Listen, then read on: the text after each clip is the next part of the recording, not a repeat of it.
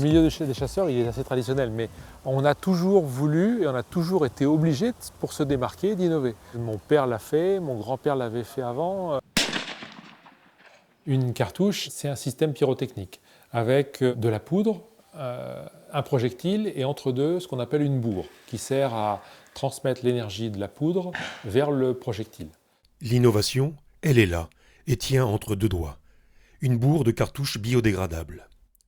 Elle va remplacer celle-ci en polyuréthane, qui est éjectée allègrement dans la nature à chaque coup de fusil. Elle y restera une centaine d'années. On a commencé à chercher il y a déjà de nombreuses années. On s'est dit, on n'y arrivera pas. Et puis, à l'initiative de la CCI et de Valbium, avec nos partenaires, l'Université de Rouen, Biopolinov, on est arrivé à mettre au point ce premier matériau, qu'on a baptisé Greenwad.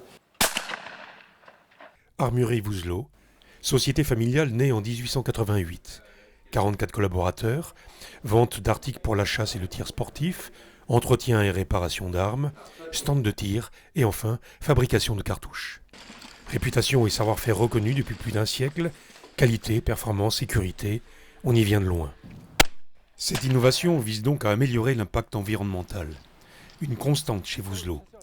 Après l'acier qui remplace le plomb, voici donc avec Greenwald la bourre biodégradable et son obturateur. Il faut bouger en permanence, sinon une entreprise comme la nôtre, qui n'est pas une grosse entreprise, elle n'arrivera pas à passer les années, et les dizaines d'années, et franchir les siècles comme elle l'a déjà fait.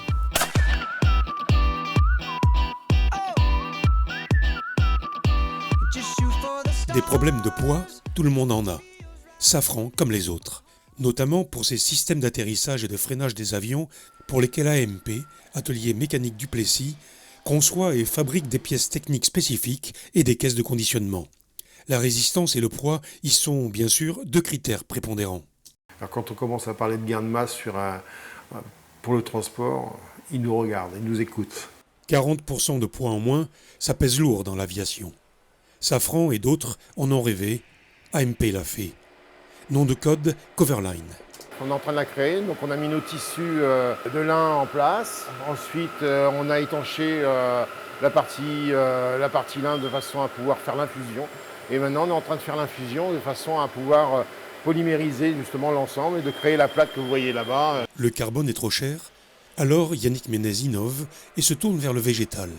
Du lin, de la résine de pin, un savoir-faire industriel et 4 ans de recherche et développement pour arriver à ce produit aujourd'hui en phase de pré-industrialisation. Un produit moins onéreux, plus léger et aussi costaud. Testé et validé par le laboratoire ECAP de l'Université de Rouen, ce produit dévoile des performances étonnantes, sans équivalent sur le marché actuel. Donc on s'est aperçu qu'on avait un produit qui était très intéressant et qui permettait de pouvoir aller dans plein de domaines, que ce soit dans l'immobilier, que ce soit évidemment aujourd'hui dans les pièces mécaniques. Et là, le produit qu'on est en train vraiment de mettre en place, là, c'est le composite végétal, mais associé à un nid d'abeille en carton. Coverline, c'est végétal, c'est léger, c'est solide, c'est innovant. C'est à Saint-Rémy-sur-Avre, en Eure-et-Loire.